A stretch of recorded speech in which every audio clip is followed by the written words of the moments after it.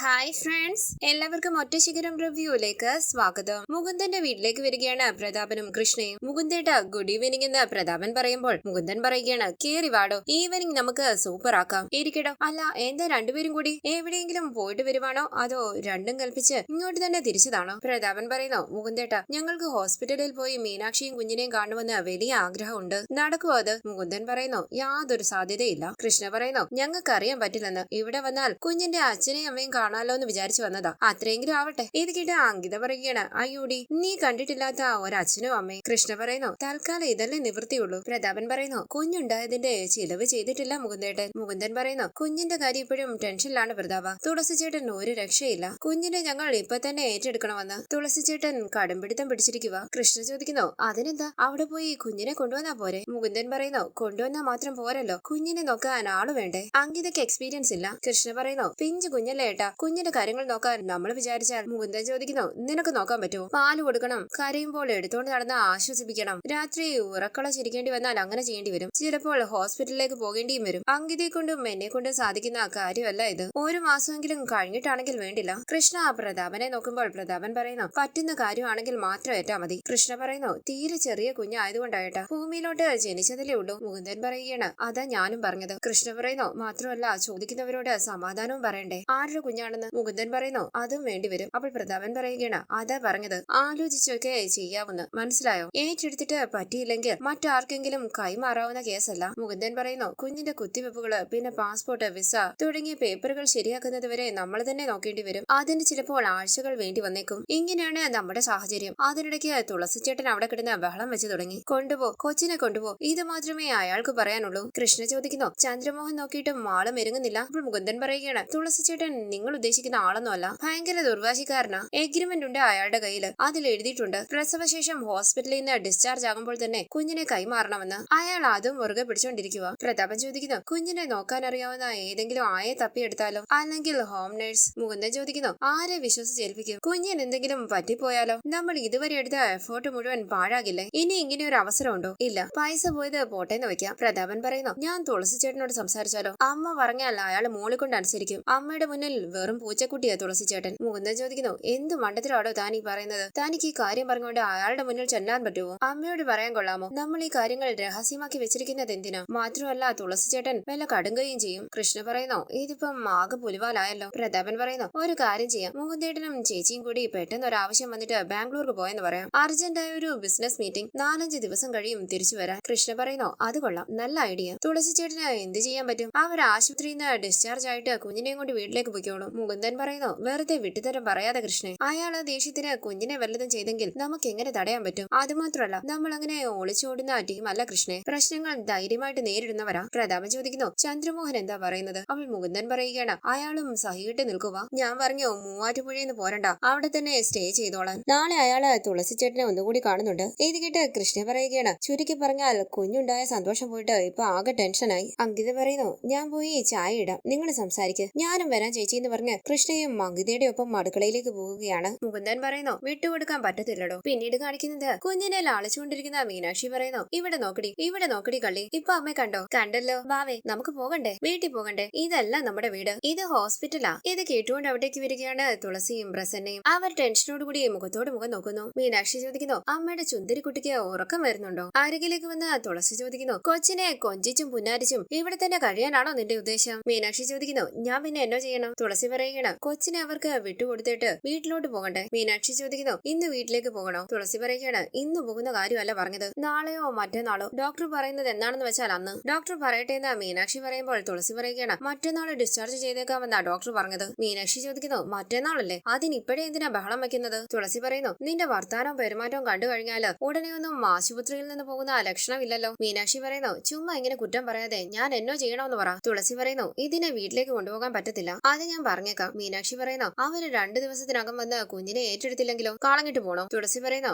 അവരെ വിളിച്ചു വരുത്തി കയ്യിലോട്ട് വെച്ച് കൊടുക്കണം, അതോട് തീർന്നു ആ ബന്ധം. അങ്ങനെ തുളസി അവിടെ നിന്ന് പോകുമ്പോൾ വിഷമത്തോടുകൂടി ഇരിക്കുകയാണ് മീനാക്ഷിയും പ്രസന്നയും. അതിനുശേഷം കാണിക്കുന്നത് കാറിൽ ഹോസ്പിറ്റലിലേക്ക് വരികയാണ് മുകുന്ദനും ചന്ദ്രമോഹനും. കാറിൽ നിന്നിറങ്ങിയ ചന്ദ്രമോഹൻ കാണുകയാണ് ഹോസ്പിറ്റലിന് പുറത്തേക്ക് ഇറങ്ങി വരുന്ന തുളസിയെ. ചന്ദ്രമോഹൻ പതിയെ പറയുന്നു, സാറേ, തുളസി ചേട്ടൻ വരുന്നുണ്ട്, നമ്മളെ കണ്ടെന്നാ തോന്നുന്നത്. മുകുന്ദൻ പറയുകയാണ്, വരട്ടെ, താൻ അങ്ങോട്ട് ചെല്ല, ചോദിച്ചാൽ ഞാൻ തന്നെ ഡ്രോപ്പ് ചെയ്തതാണെന്ന് പറഞ്ഞാൽ മതി. ചന്ദ്രമോഹൻ അരികിലേക്ക് അരികിലേക്ക് വരുമ്പോൾ തുളസി ചോദിക്കുന്നു, പ്രതാപന്റെ അളിയനല്ലേ അത്, മലേഷ്യക്കാരൻ? അതേന്ന് ചന്ദ്രമോഹൻ പറയുമ്പോൾ തുളസി പറയുകയാണ്, സാർ എന്തിനാ അയാളെ കൂട്ടിക്കൊണ്ടുവന്നത്? അയാൾ വല്ലതും അറിഞ്ഞാൽ കുടുംബത്തിന്റെ മാനം പോകും. ചന്ദ്രമോഹൻ പറയുന്നു, ചേട്ടനെ കണ്ടിട്ട് തിരിച്ചറിഞ്ഞില്ലെന്ന് തോന്നുന്നു. തുളസി ചോദിക്കുന്നു, എന്തിനാ അയാളെ കൊണ്ടുവന്നത്? ചന്ദ്രമോഹൻ പറയുകയാണ്, ഞാൻ കൊണ്ടുവന്നതല്ല, പുള്ളിക്കാരൻ ഇടുക്കിയിലോട്ട് പോവാ. എന്റെ കാറ് കേടായി, മൂവാറ്റുപുഴയിലെ ഞാനും വരട്ടെ എന്ന് ചോദിച്ചപ്പോൾ എന്നെ ഇവിടെ കൊണ്ടുവന്ന് വിട്ടെന്നേ ഉള്ളൂ. തുളസി പറയുന്നു, സാർ അപ്പുറത്തെ റോഡിലിറങ്ങി നടന്നു വന്നാൽ മതിയായിരുന്നല്ലോ, എന്തിനാ ആശുപത്രിയിലോട്ട് കൊണ്ടുവന്നത്? സാറിന് 5 മിനിറ്റ് പോലും നടക്കാൻ പറ്റത്തില്ലേ? ചന്ദ്രമോഹൻ പറയുന്നു, ചേട്ടൻ മുന്നും പിന്നും നോക്കാതെ ചാടി ഇറങ്ങി വരുമെന്ന് ഞാൻ ഓർത്തു. വണ്ടിയിൽ നിന്ന് ഇറങ്ങിയപ്പോൾ ചേട്ടൻ കണ്ടില്ലായിരുന്നു. തുളസി പറയുന്നു, എനിക്ക് ദൂരക്കാഴ്ച കുറവാ, വെള്ളെഴുത്തുണ്ട്. ചന്ദ്രമോഹൻ പറയുന്നു, ഇതുവരെ തിരിച്ചറിഞ്ഞിട്ടില്ല,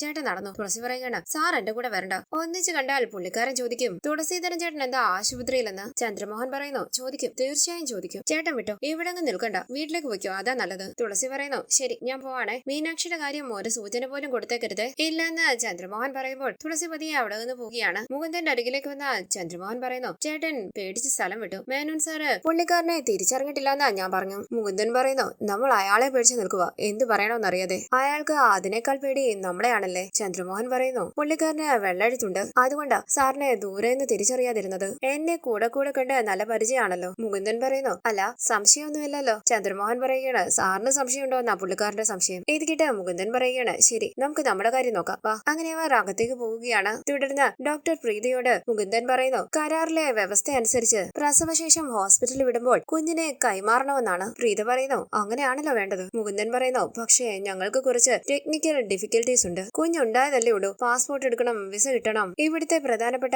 കുത്തിവെപ്പുകൾ നടത്തണം. പ്രീത പറയുന്നു, കുഞ്ഞ് നിങ്ങളുടെ കയ്യിലുള്ളപ്പോഴും അതെല്ലാം നടക്കും. മുകുന്ദൻ പറയുകയാണ്, പേർപ്പസ് ശരിയാകാതെ ഞങ്ങൾക്ക് കുഞ്ഞിനെ കൊണ്ടുപോകാൻ പറ്റില്ലല്ലോ. എനിക്കാണെങ്കിൽ കൂടുതൽ ദിവസം ഇവിടെ നിൽക്കാനും പറ്റില്ല, മലേഷ്യയിലേക്ക് പോയേ പറ്റൂ. പ്രീത പറയുന്നു, വൈഫും വൈഫിന്റെ വീട്ടുകാരും ഉണ്ടല്ലോ. മുകുന്ദൻ പറയുന്നു, വൈഫിന്റെ വീട്ടുകാര് പൂനെയില, മഹാരാഷ്ട്ര. മാത്രമല്ല കുഞ്ഞ് എന്റെ വൈഫ് പ്രസവിച്ചതല്ലെന്നറിയുമ്പോൾ അവരൊരു തരത്തിലും സഹകരിക്കാൻ സാധ്യതയില്ല. പ്രീത ചോദിക്കുന്നു, അപ്പോ ഈ സരോഗസിയെ പറ്റി അവർക്കറിയില്ല? ഇല്ല ഡോക്ടർ എന്നാ മുകുന്ദൻ പറയുമ്പോൾ പ്രീത പറയുകയാണ്, ഓ ഐ സി, ബട്ട് സാറിന്റെ വീട്ടുകാരില്ലേ? മുകുന്ദൻ പറയുന്നു, എന്റെ സഹോദരിക്കും അവളുടെ ഭർത്താവിനും മാത്രമേ അറിയൂ. അവരൊരു കുഞ്ഞിനെ കൊണ്ടുചെന്നാൽ മറ്റു ബന്ധുക്കൾ അറിയും, ഞങ്ങളുടെ പ്ലാനിങ് എല്ലാം പൊളിയും. നിങ്ങളുടെ പ്ലാനിങ് എന്താണെന്ന് പ്രീത ചോദിക്കുമ്പോൾ മുകുന്ദൻ പറയുകയാണ്, കുഞ്ഞിനെ പ്രസവിച്ചത് എന്റെ വൈഫാണെന്ന് എല്ലാവരെയും അറിയിക്കുക. ഞങ്ങൾ മലേഷ്യയിലായതുകൊണ്ട് ആരും അവിടെ വന്ന് അന്വേഷിക്കാനൊന്നും പോകുന്നില്ല. അങ്കിത മലേഷ്യയിൽ വെച്ച് ഗർഭിണിയായി, അവിടെ വെച്ച് തന്നെ പ്രസവിച്ചു. കുഞ്ഞിനൊരു 3 വയസ്സാകുമ്പോൾ ഞങ്ങൾ നാട്ടിലേക്ക് കൊണ്ടുവരും. അപ്പൊ ആർക്കും സംശയം തോന്നേണ്ട കാര്യമില്ലല്ലോ. ഇത് കേട്ട് പ്രീത പറയുന്നു, ഐഡിയ നല്ലതാണ്, പക്ഷേ ഇങ്ങനൊരു കള്ളത്തരം വേണോ? മുകുന്ദൻ പറയുന്നു, ഞാൻ മറ്റൊരു സ്ത്രീയിൽ കുഞ്ഞിനെ ജനിപ്പിച്ചു എന്നറിയുമ്പോൾ റിലേറ്റീവ്സിന് മുന്നിൽ എന്റെ വൈഫിന്റെ വില ഇടുങ്ങി പോകും ഡോക്ടർ. അവളുടെ കോൺഫിഡൻസ് നഷ്ടമാകും. ഞാനൊരു ഹസ്ബൻഡ് കൂടിയാണ്, അച്ഛൻ മാത്രമല്ല.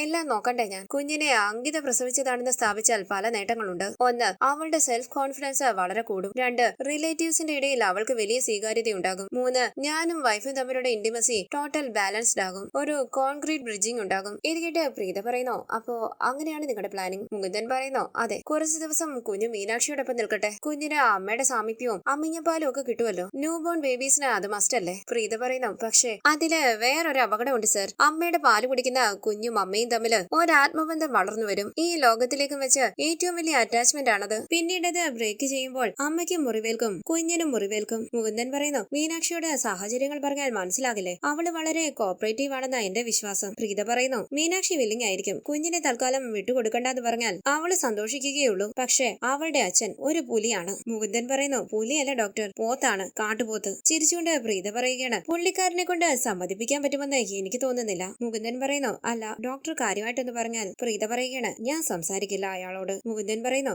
എന്റെ കയ്യിൽ ഒരു റിവോൾവർ ഉണ്ട്, അത് അയാളുടെ തലയ്ക്ക് നേരെ ചൂണ്ടിക്കൊണ്ട് സംസാരിച്ചാൽ ചിലപ്പോൾ സമ്മതിച്ചേക്കും. പ്രീത പറയുന്നു, കറക്റ്റ്. മുകുന്ദൻ പറയുകയാണ്, ഒരു 3 ലക്ഷം കൂടി കൊടുക്കാമെന്ന് പറഞ്ഞാലോ? പ്രീത പറയുകയാണ്, സംസാരിച്ചു നോക്കൂ. മുകുന്ദൻ പറയുകയാണ്, അതിപ്പം എനിക്ക് നേരിട്ട് സംസാരിക്കാൻ നിവൃത്തിയില്ലല്ലോ. അപ്പോൾ പ്രീത പറയുന്നു, ചന്ദ്രമോഹൻ സംസാരിക്കട്ടെ. ആദ്യം മീനാക്ഷിയുടെ സമ്മതം, അതിനുശേഷം അവളുടെ അച്ഛന്റെ. മുകുന്ദൻ പറയുന്നു, ഡോക്ടറോട് അവള് അഡ്വൈസ് തേടിയാല് ഒന്ന് സപ്പോർട്ട് ചെയ്തേക്കണേ. പ്രീത പറയുന്നു, ഡെഫിനറ്റ്ലി, അത് ഞാൻ ഏറ്റു. ഇനി എന്തെങ്കിലും ഉണ്ടോ? മുകുന്ദൻ പറയുന്നു, നത്തിങ്, പക്ഷെ ടെൻഷനില്ല. തുടർന്ന് മുകുന്ദൻ ചന്ദ്രമോഹനോട് പറയുന്നു, താൻ മീനാക്ഷിയെ കണ്ട് നമ്മുടെ ബുദ്ധിമുട്ടുകൾ പറയണം. അതായത് ഇപ്പൊ കുഞ്ഞിനെ ഏറ്റെടുത്താൽ അതിനെ നോക്കാൻ ഏതെങ്കിലും ഹോം നേഴ്സിനെ ഏൽപ്പിക്കേണ്ടി വരുമെന്ന് പറ. ചന്ദ്രമോഹൻ പറയുന്നു, മീനാക്ഷി സമ്മതിക്കും, അത് ഉറപ്പാണ്. തുളസി ചേട്ടനാണ് ബാലികാമല, അയാളെ കൊണ്ട് സമ്മതിപ്പിക്കാൻ വല്ല മാർഗമുണ്ടോ എന്ന് മുകുന്ദൻ ചോദിക്കുമ്പോൾ ചന്ദ്രമോഹൻ പറയുന്നു, പൈസ കൊടുത്താലും സമ്മതിക്കുമെന്ന് തോന്നുന്നില്ല. മുകുന്ദൻ പറയുകയാണ്, അയാള് മദ്യപിക്കുകയില്ല അല്ലേ? ചന്ദ്രമോഹൻ പറയുകയാണ്, മദ്യപിക്കുന്നത് ഞാൻ ഇതുവരെ കണ്ടിട്ടില്ല. മുകുന്ദൻ പറയുന്നു, ആദ്യം കുറെ ദിവസമെങ്കിലും അമ്മയുടെ പാല് കുടിച്ചില്ലെങ്കിൽ കുഞ്ഞിന് രോഗപ്രതിരോധ ശേഷി കുറയുമെന്ന് മീനാക്ഷി മീനാക്ഷിയോട് പറയണം. ബാലാരിഷ്ടതകൾ കൂടുതൽ പിടിപെടാൻ സാധ്യതയുണ്ട്. ചന്ദ്രമോഹൻ പറയുന്നു, അത് സത്യമാണ് സാർ, നമ്മൾ നുണ പറയുകയല്ലോ. മുകുന്ദൻ പറയുന്നു,